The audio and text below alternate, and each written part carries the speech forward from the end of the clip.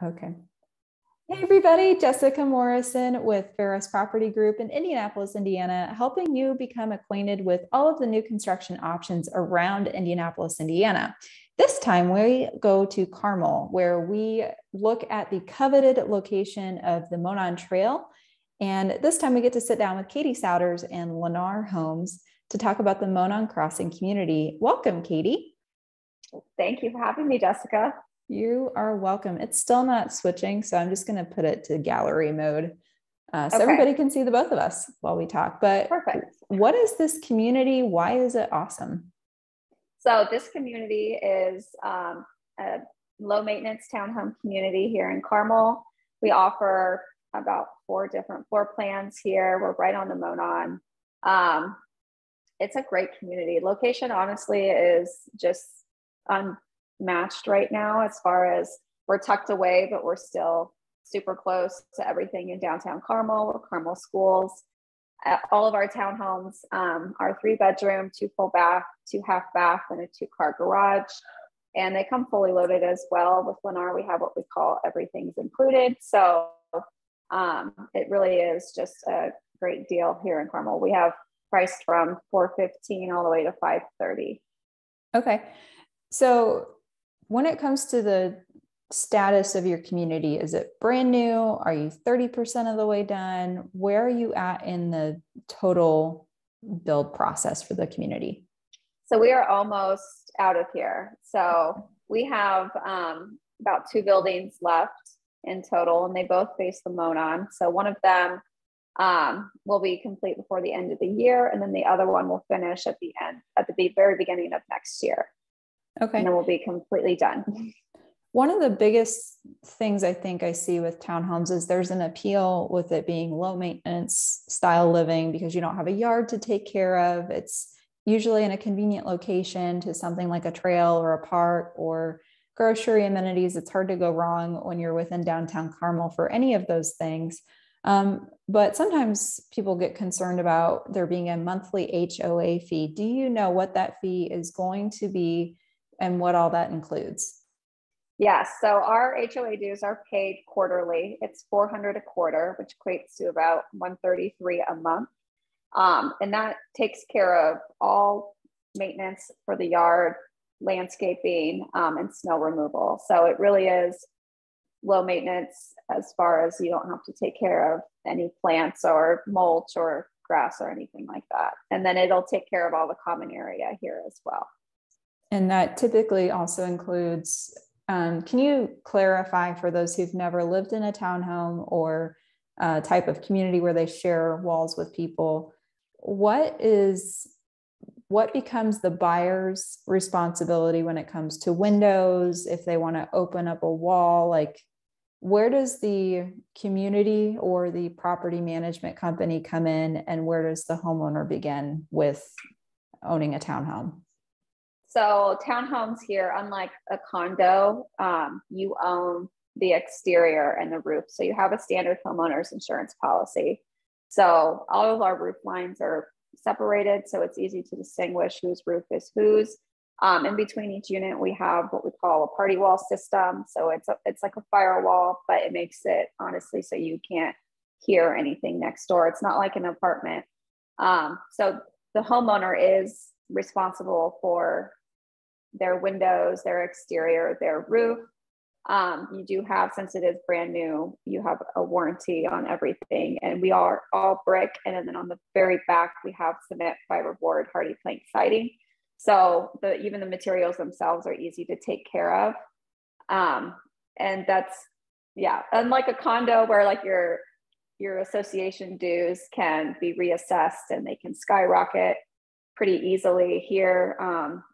You're not going to be paying for your neighbor's plumbing or anything like that because everyone is responsible for their own unit. So you can come in here and you can change the complete layout on the inside if that's what someone decides to do. But okay.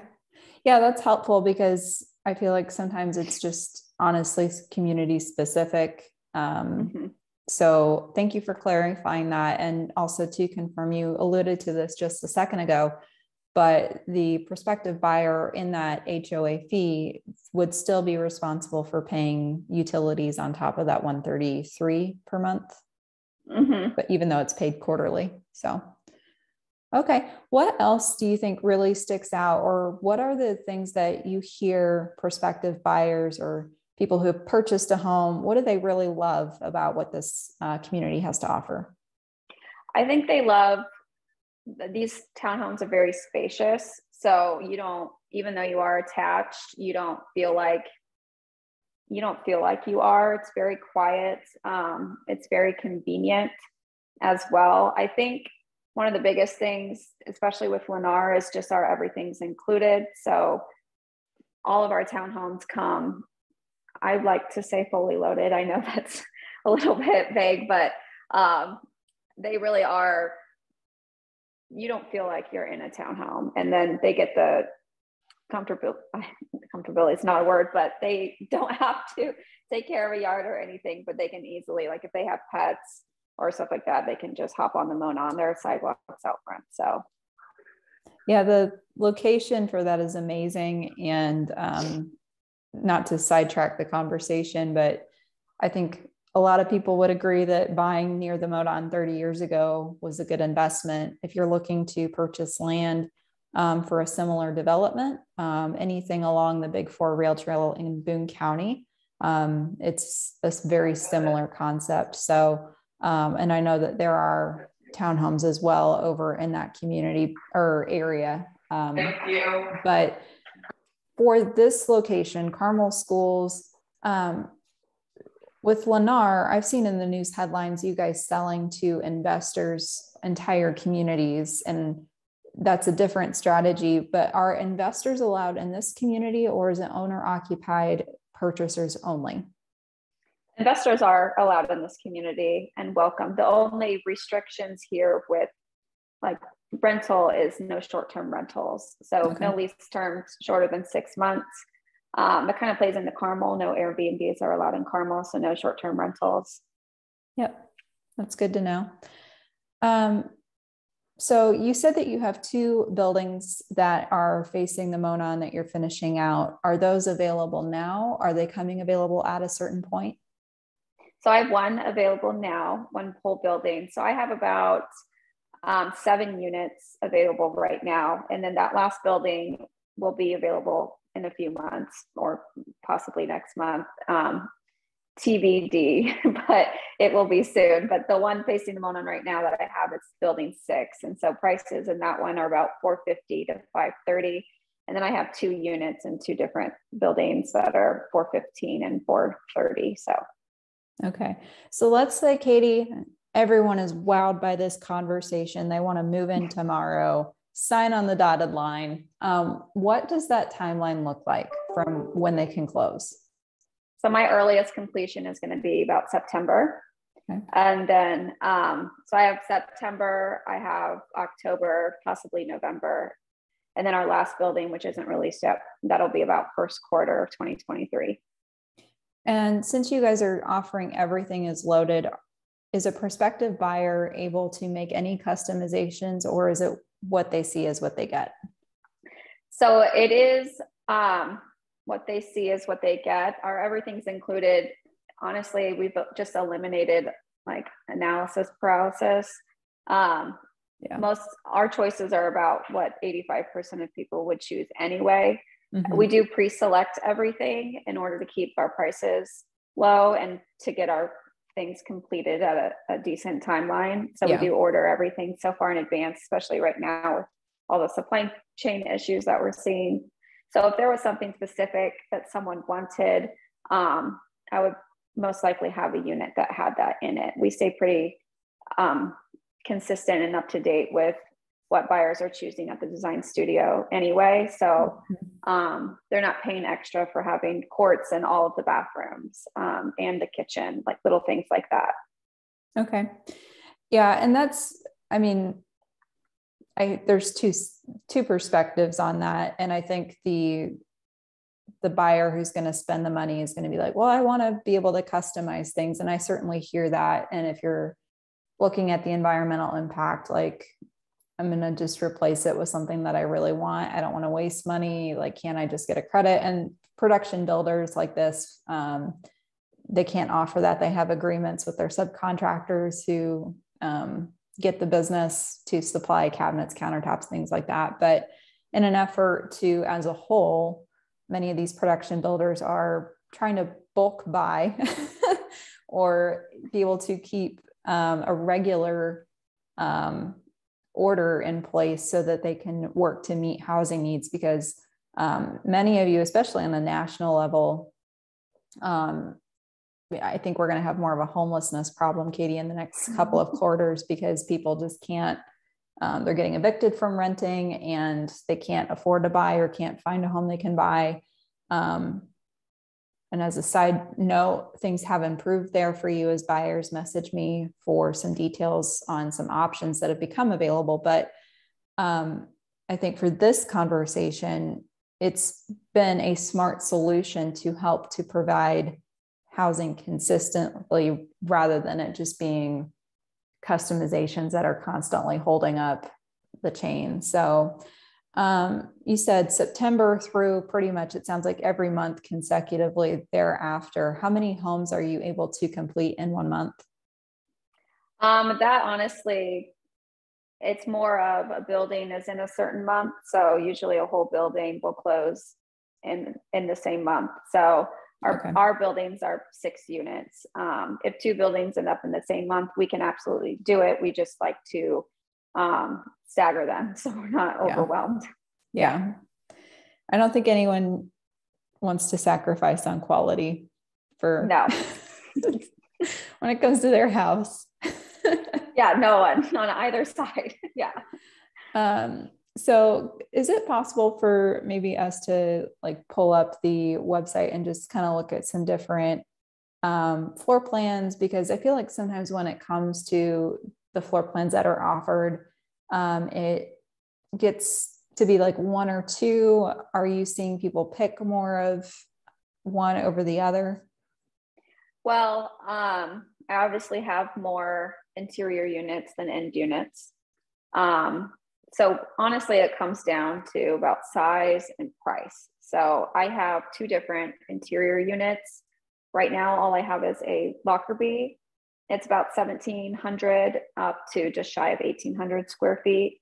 And then my 2 end units are just shy of 2,300 square feet. But there is a pretty big price difference between the 2.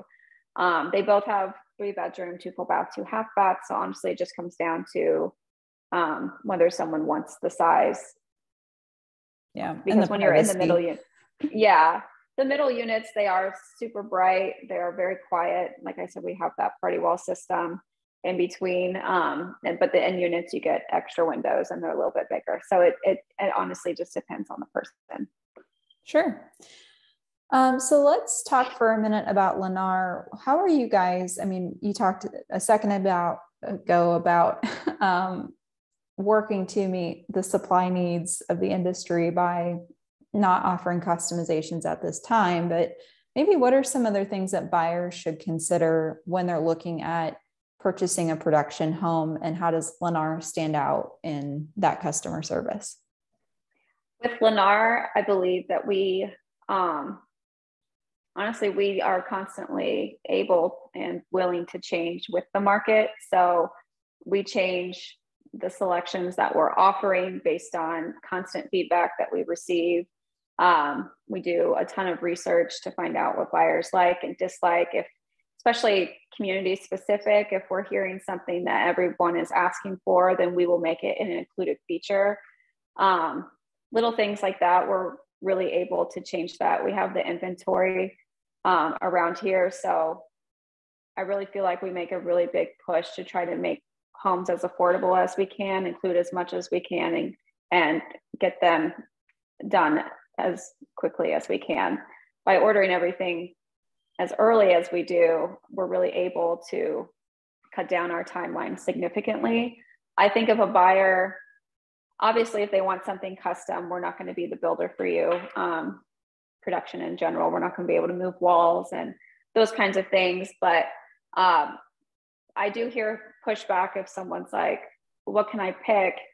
And if I say you can't pick anything, they get a little bummed. And then when I show them what's in the home, it's what they would have picked anyway. So I feel like having the inventory that we do, if there is something specific, it's we can easily try to meet in the middle and find a home that has exactly what you're saying that you want. So okay.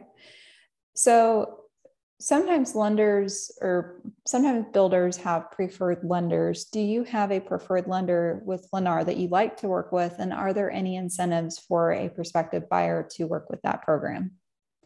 Yes. So we have Lennar Mortgage. And we absolutely encourage everyone to use Lennar Mortgage. We incentivize it. They know our homes the best. Their rates are super competitive. We actually have up to like a 270-day rate lock program now that we just got. So it's honestly, sorry, you might have to edit this. I'm like stumbling. That's okay. No, you're fine. Okay. I'm going to restart with Lennar Mortgage. That's okay. Okay. So we have Lennar Mortgage. We definitely highly incentivize using Lennar Mortgage. They are the most familiar with our homes. We're in constant communication with them. So they always know what stage of construction you're in. They know when to order appraisals. They know our floor plans. So we really highly incentivize using Lennar Mortgage. We are very competitive with rates. We just rolled out, we now can lock your rate for up to 270 days. Financing incentives vary, but they're typically about $4,500 in closing costs, which are always subject to change. Yeah. I don't want you to feel like you're on the hook with what you communicate. Obviously, at the time of recording this video, that's what's offered, but viewer, be advised that things are allowed to change. So, but definitely with these rates changing so quickly right now, definitely ask because we've had some pretty great financing incentives to try to buy down that rate and try to lock people in. That way they don't have to worry about any kind of rate hike after they sign. So is there a cost to lock in that rate? There is, it's a deposit. So if it's up to 180 days, it's half a point. So you do receive that back at closing. It's kind of just like a nice insurance policy. And then the 270, it's 1 point. So. Okay. So something I think that might catch people off guard if they're not familiar with new home construction is the deposits that tend to come through. And this isn't specific to just Lennar. This is an industry thing as a whole. But can you talk about, let's say a client likes a home site, they want to sign, what kind of money is involved with that down payment, or sorry, not down payment, earnest money. And then what are the stipulations if they are able to get that back? So earnest money is around 1%. It depends on stage of construction, but I would say overall it's around 1% right now. And earnest money for us is it's all done electronically. And if they are getting a mortgage, so they have a mortgage contingency, then it's a little bit different as far as how you can get your money back, the different contingencies that we have. But if it's just a standard, you're getting a mortgage, then you have 5 days to apply, 30 days to get conditional approval. And so that 30 days is kind of your window when you can get your earnest money back. If you're not conditionally approved, then we would refund your earnest money. But if it was something like more 30 days from closing and you change your mind, then no, you would be walking away from that. Okay. So let's say, I guess the way to clarify this, and certainly refer back to your purchase agreement if you have questions about this with Lennar, because every builder purchase agreement is different and how they structure things, but especially for language around this. But would you say, generally speaking, that if something happens with their financing, whether they lose a job or, their stocks drop, and so maybe they were planning to use that as part of their down payment, or maybe the lender was taking that into consideration for income and they're no longer financially able to qualify. Is that something that they would be eligible to receive their earnest money back for? They would be eligible. So at the end of the day, we try to keep up with what's happening, right? I know, sorry, I'm going to restart that.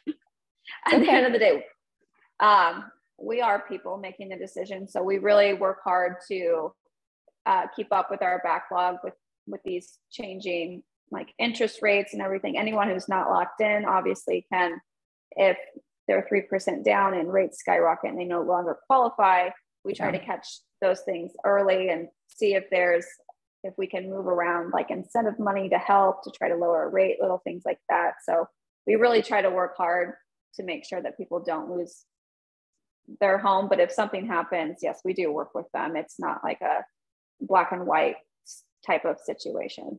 Okay. Well, that's encouraging. And obviously you might not be the decision maker in those situations. So again, viewer be advised, refer back to transaction and your professionals that are involved in especially your contract. But I know we got really technical there. What are some tips that you would have to close out this conversation for when buyers are shopping, looking at different new home construction options? What should they be thinking about? What questions should they be asking? They should be thinking about all-in price.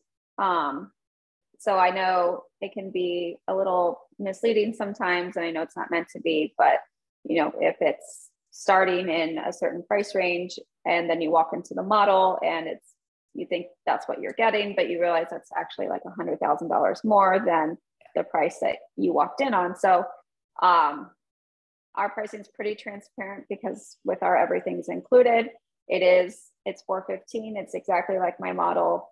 The same upgrades, just there are always some minor things. If we added like a fireplace or something like that, there are always those little things, but all in that price, and then the timing as well. So a lot of people can't wait a year to get into a home. So I know the new construction market is hard to navigate sometimes and a little frustrating, but honestly, just if you ask the right questions, which is honestly like, what am I getting? Included features, pricing, timing. And then a big thing, honestly, is communication. So if we like to communicate weekly, sometimes there's not an update, but we still try to communicate like on the status of the home and construction and make you feel a part of the process. So I would definitely ask about that if it's not offered to you. How can we set up a line of communication? I don't know what else. That's okay. Those are the best tips. Yeah.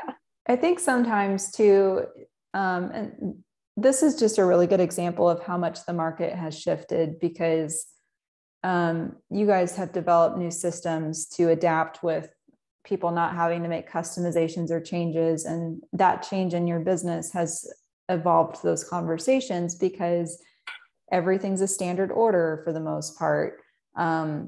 You're dependent on if your labor crew, like I know for one production builder, they lost a framing crew and they went over to another builder, and that obviously sets the other builder back. And so because there's so many moving parts, it can at times be challenging for people to stay consistent in their communication.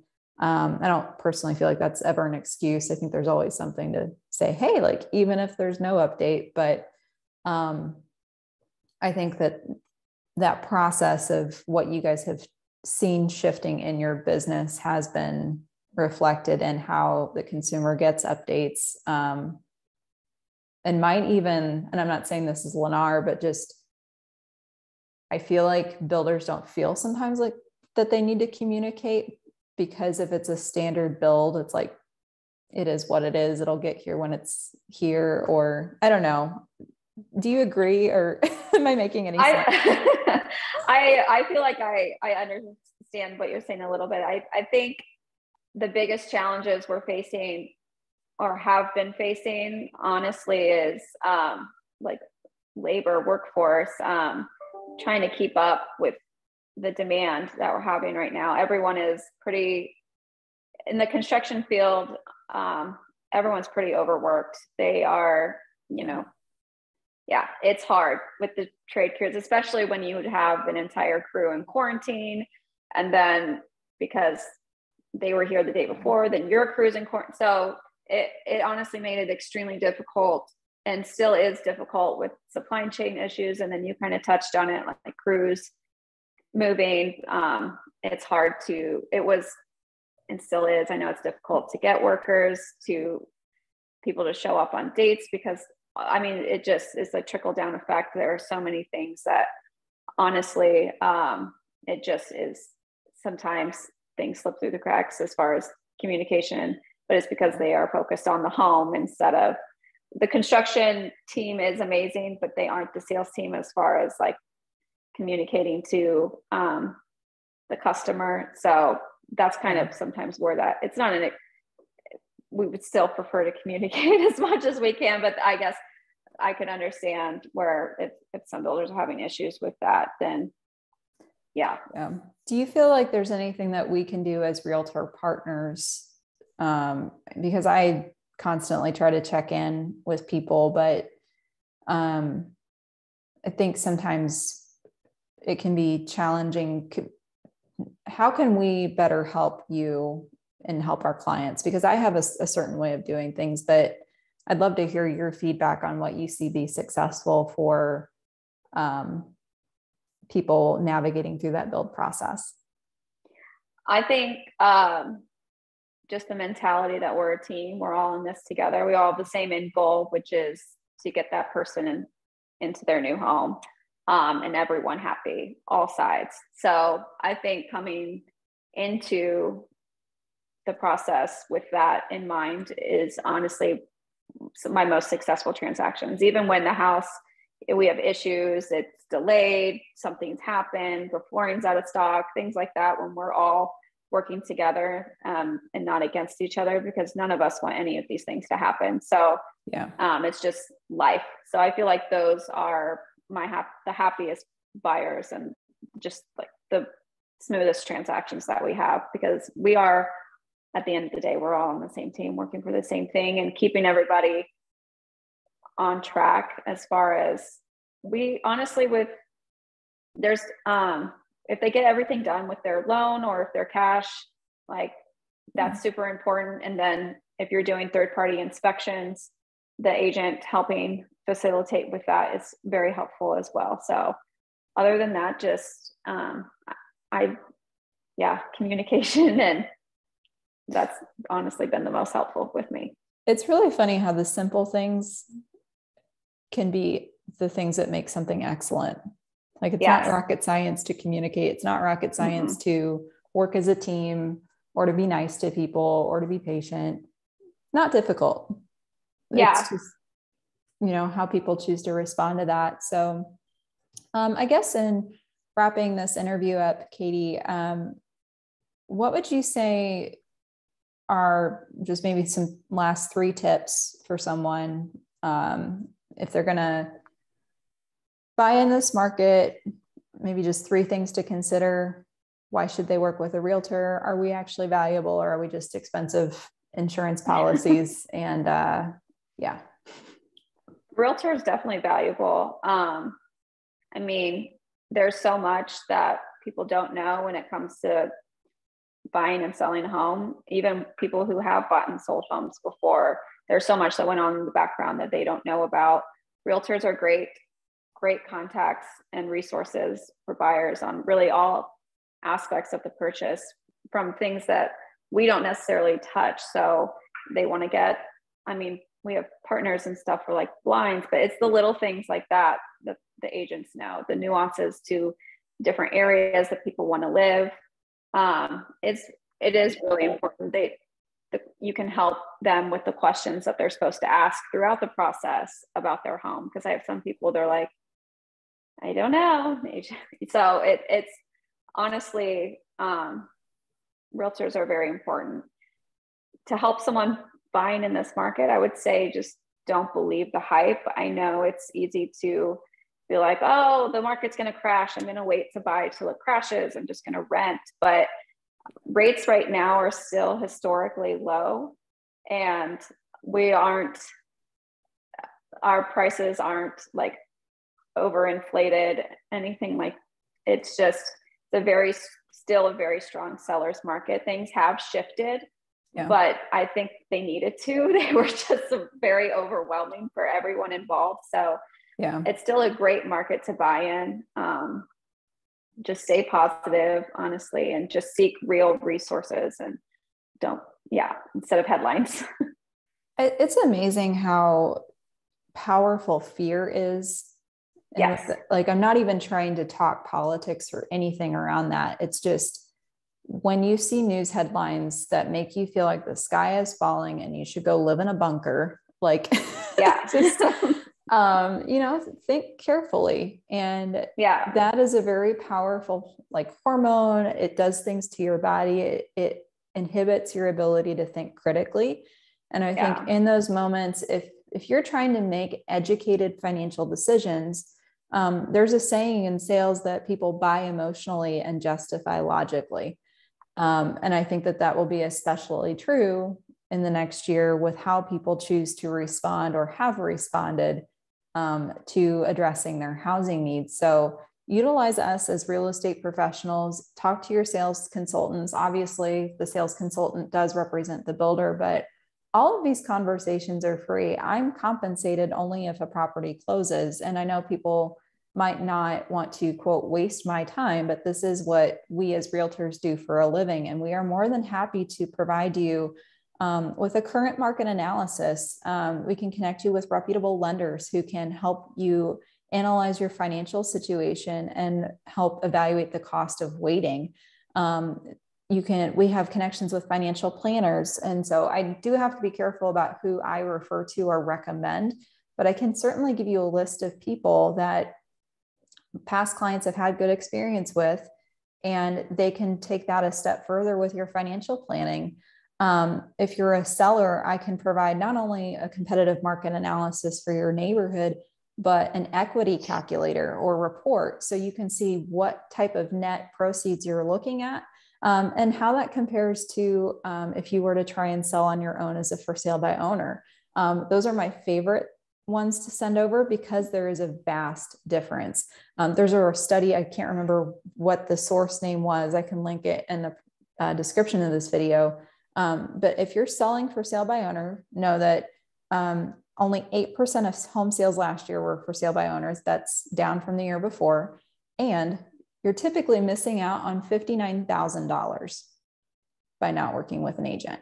Also, all of your builder sales contracts are going to have stipulations if you have a sell contingency that you have to work with a realtor or real estate professional to sell your home. So I think that those data points are really helpful. And I'm not trying to toot my own horn or anything, but just help people understand that when you have data in your hands, when you're working with people who can talk details beyond just sound bites and things that manipulate your emotions, I don't care personally if you buy or sell a house. I just want you to be happy. I want you to help build wealth. I know that real estate is the #1 avenue for most millionaires in this country.